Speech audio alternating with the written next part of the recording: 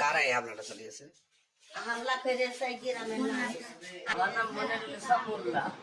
আপনার বাড়িতে হামলা হওয়ার কারণ নাকি? আমরা নাকি মাদক বিক্রি করে এখন ওরা এসে আমাদের বাড়ি ঘর ভাঙচুর করেছে। হঠাৎ এসে আমাদের বাড়িতে দেখেন কি অবস্থাটা হয়েছে।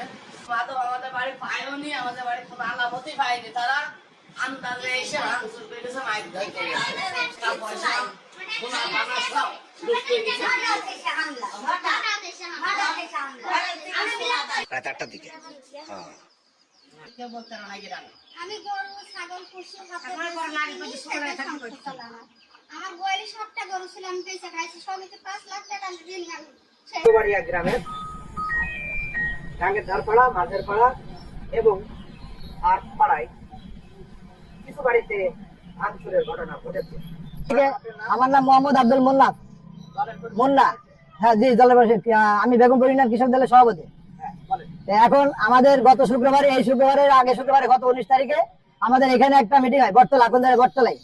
সেখানে গ্রামের গণ্যমান্য ব্যক্তি এবং পুলিশ প্রশাসনের সবাই ছিল। তাদের সবাই 6 জনে আমরা সারা গ্রাম মিলে মাদক বিরোধী একটা মিটিং করি। সেই মিটিং এ আমাদের এখানে প্রত্যেকের ভাই যে আমরা সিদ্ধান্ত আমাদের প্রত্যেকের ভাই যে আমরা তাদের কে বলবো যে তোমরা এই যে পর্যন্ত করেছো ওই পর্যন্ত থেমে যাও, আর যেন তোমাদের কোনো কিছু না দেখে, ব্যথা বিক্রি যেন না দেখে। কিন্তু তারা এটা বলাতে আমরা নিষেধ করাতে তারপরে তারা এটা চালিয়ে যাচ্ছিল। পরে কালকে আমরা ফের পরবর্তীতে তাদের কাছে গেছি, যে জিজ্ঞেস করছি যে তোমরা যে আমরা 1 সপ্তাহ সময় দিলাম, তোমরা যে তা এখনো তোমরা তোমাদের কার্যক্রম চালাই যাচ্ছ, তো এইটা কি বলো। পরে আমরা কালকে 2 জনা ধরছি ব্যথা কিনা ডাইরেক্ট মাল সহ, আলমডাঙ্গা বাড়ি একজনা, মুন্সিগঞ্জ একজনা বাড়ি, তাদের সাথে এস্টিমেট নিয়ে তাদের জবানবন্দি নিয়ে তারপরে আমরা প্রত্যেকের বাড়ি গেছি। যার পরে তারা মায়ের বকি আচরণ করেছে এবং তারা হামলার হুমকি দিয়েছে।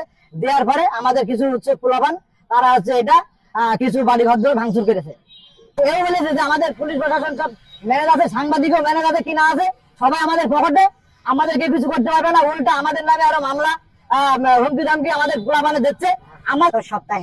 গত সপ্তাহে ঠিক আপনি যেখানে দাঁড়িয়ে আছেন এইখানটাতে আমরা একটা প্রোগ্রাম করেছিলাম, এবং প্রোগ্রামের পরে আমরা সুধীজনদের সাথে নিয়ে, সুধীজন এবং ইয়াং জেনারেশনকে সাথে নিয়ে প্রত্যেকটা মাদক কারবারিদের বাসায় গিয়ে একদম খুব সুন্দরভাবে নিষেধ করেছিলাম যে আপনারা যে পর্যন্ত মাদক ব্যবসায় করেছেন এখন থেকে থেমে যান এবং এটা যেন চলমান না থাকে। খুব সুন্দরভাবে আমরা বলে এসেছিলাম। এরপরও আমরা বিগত 1 সপ্তাহে তাদেরকে আমরা বিভিন্নভাবে খোঁজখবর নিয়েছি এবং জেনেছি তারা বিগত দিনের থেকে আরো বেশি মাদক ব্যবসা চালিয়ে যাচ্ছে এবং রীতিমতো আমাদের এই যুব সমাজ এবং সুধীজনদেরকে হুমকি। তো কালকে যখন আবারও নিষেধ করতে যাই, তারা আমাদের প্রতি এক প্রকার আক্রমণাত্মক হয়ে হামলা করতে যায়। তারই পরিপ্রেক্ষিতে পুরো গ্রামবাসী মিলে, আমাদের পুরো গ্রামবাসী এবং ইয়াং জেনারেশন মিলে বেশ কিছু বাড়িতে ভাঙচুর করা হয়েছে। এরপর তারা প্রতিনিয়ত আমাদেরকে হুমকি দিয়ে যাচ্ছে। যেমনটি জানাচ্ছিলেন একজন সাবেক সেনা সদস্য, মূল লক্ষ্য উদ্দেশ্য মাদক মুক্ত সমাজ গঠন। ভাবে মাদক বিরোধী একটা সমাবেশ করেন। সেই সমাবেশে সকলে ঐক্যবদ্ধভাবে এক সিদ্ধান্ত নেয় যে এখন বাড়ি থেকে মাদক মুক্ত করতে হবে। তারই পরিপ্রেক্ষিতে এখন বাড়ির যুব সমাজ যারা মাদক ব্যবসা করে তাদেরকে নিষেধ করে আসে যে তোমরা মাদক ব্যবসা করো না। তারা তখন প্রতিশ্রুতি দেয় আমরা মাদক ব্যবসা করবো না, কিন্তু ইতিপূর্বে আমরা খবর পেলাম যে তারা আবার জোরালোভাবে মাদক ব্যবসা চালিয়ে যাচ্ছেন।